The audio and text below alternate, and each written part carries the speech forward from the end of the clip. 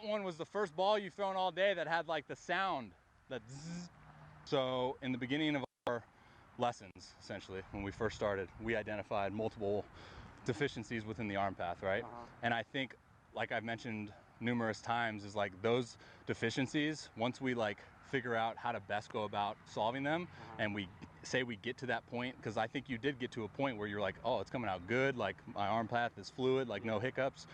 You can just tell when it's a bad one because I'll pull it. Well, here's the thing, is because I think we put a lot of different modalities in place to find the like solution. And be completely honest with me, like, did you maintain that type of work? No, definitely not. Yeah, exactly. So I think the biggest encouragement after like watching you is we still got to hammer those things, dude, because once we figure it out and like we get it to a point where it's like our sweet spot, it just doesn't go away, right? Because you got to think, like, you've been throwing a certain way for X amount of years, right? And then we solve the problem, and then you throw that way for, say, like what, a week, 2, 3, 4. It's like, think about it in that term, right? So like I said, I encourage you to stick with those. I know they're time consuming and they're probably monotonous, but those are the things that we've seen for you to get you to the point where you want to be, honestly. Ball coming out good and everything. I want you to switch between putting the 3-pound counterbalance in your glove and then go 3-pound counterbalance glove connection ball, and then go just connection ball.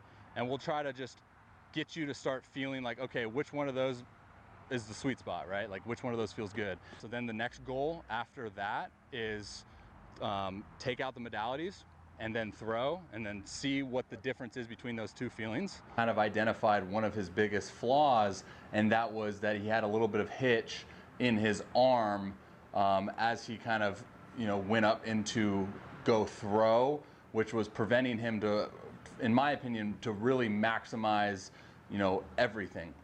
With that hitch, what we saw was that it was causing him to be drastically late, which you can tell by just the way that the ball comes in as I'm catching him, because a lot of the times when he throws the ball, it's spinning like a cutter or a slider, and it has more, like lateral movement instead of that ride.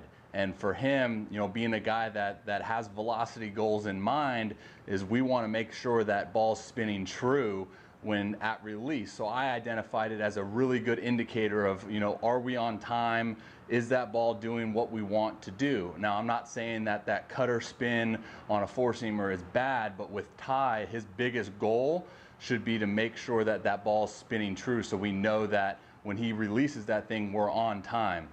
So if you would have seen, I'll link a blog into this post, but we did a blog on the utilization of a couple different modalities to give us really good feedback and good windows of opportunity to see what we wanted to see, which was true spin, which was the ball popping out of the hand really good, and me just catching them, not saying that it's coming in any harder, but it's coming in more true, and it's got late life. That's usually a pretty good indicator to see if we're on time and we're releasing in that puppy pretty nicely. So you saw that the modalities that I like to use with Ty was a connection ball and a counterbalance.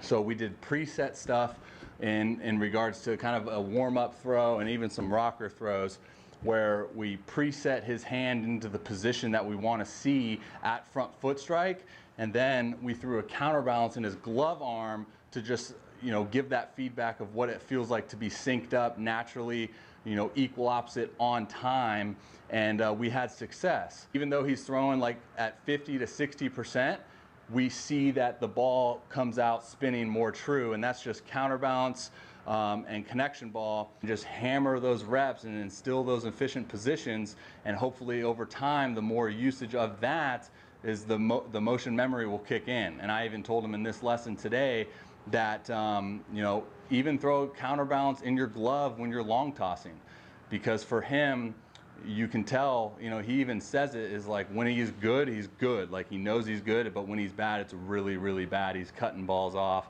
inconsistent release point, and we want that thing to come out true, right? We don't want to have to fight super hard with our arm because it's dragging behind.